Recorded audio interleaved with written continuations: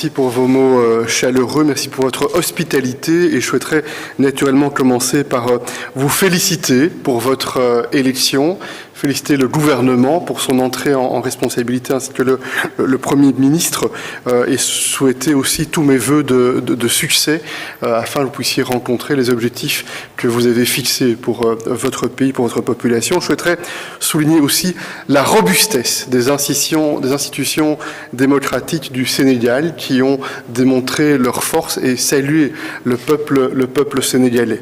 Nous avons eu l'occasion effectivement d'avoir une bonne conversation, un bon échange extrêmement fructueux qui a permis de constater que nous avions une ambition commune de travailler pour un partenariat bilatéral de qualité, fondé sur deux principes clés, le respect et la confiance. Et l'un va naturellement avec l'autre, et ce premier exercice, cette première rencontre, traduit, je le pense bien, cette notion de respect et de confiance. Nous avons abordé dans le cadre bilatéral les différents piliers pour lesquels nous pensons qu'un travail additionnel, des impulsions supplémentaires sont nécessaires.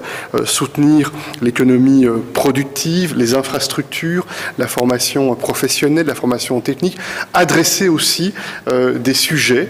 Lorsqu'il y a le sentiment que les sujets doivent être abordés, on ne doit pas le redouter. Dans le secteur de la pêche et des ressources halieutiques, par exemple, regarder quels sont les faits, voir de quelle manière on peut, si c'est nécessaire, apporter des améliorations de part et d'autre afin de rencontrer un certain nombre de préoccupations légitimes. Et nous pensons en effet que la responsabilité de l'Union européenne, c'est d'être un partenaire loyal, prévisible, sans aucun agenda caché, parce que nous avons un intérêt très, très objectif à ce que le Sénégal puisse rencontrer les défis auxquels vous êtes confrontés, le défi du développement, de l'émergence économique et de l'amélioration des conditions de vie pour les populations.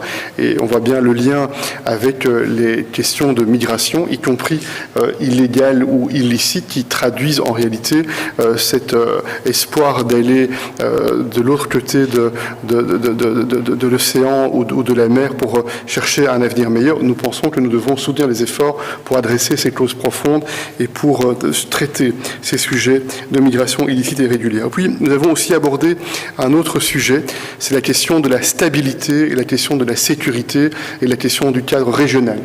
On a eu un bon échange sur ce sujet-là et on soutenir tous les efforts qui visent à faire en sorte que les institutions régionales, les organisations régionales soient en mesure de coopérer, de réaliser des progrès afin qu'il y ait aussi la capacité de donner plus de stabilité et plus de sécurité. Puis, un dernier point que je souhaite mentionner, en effet, et merci de l'avoir également adressé, c'est le combat de l'Union européenne pour mener ce dialogue inclusif avec nos partenaires dans le monde et singulièrement avec le continent africain.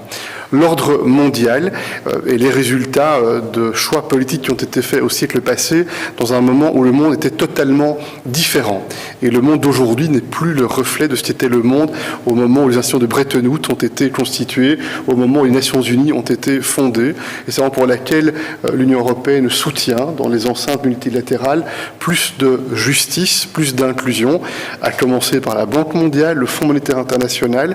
Et nous espérons être un partenaire très engagé avec nos amis africains au travers de l'Union africaine et des pays mobilisés sur ce sujet-là pour que le sommet du futur qui a été convoqué par Antonio Guterres qui aura lieu à New York après l'été soit un succès et sur l'occasion pas simplement par des discours mais plutôt par des actes de montrer qu'on fait des progrès pour plus de justice sur le plan de la finance internationale et pour plus de justice dans l'inclusion en termes de gouvernance. C'est aussi un sujet, j'en suis convaincu, pour lequel on pourra continuer à travailler ensemble. Il y avait d'autres partenaires dans les semaines et dans les mois qui viennent.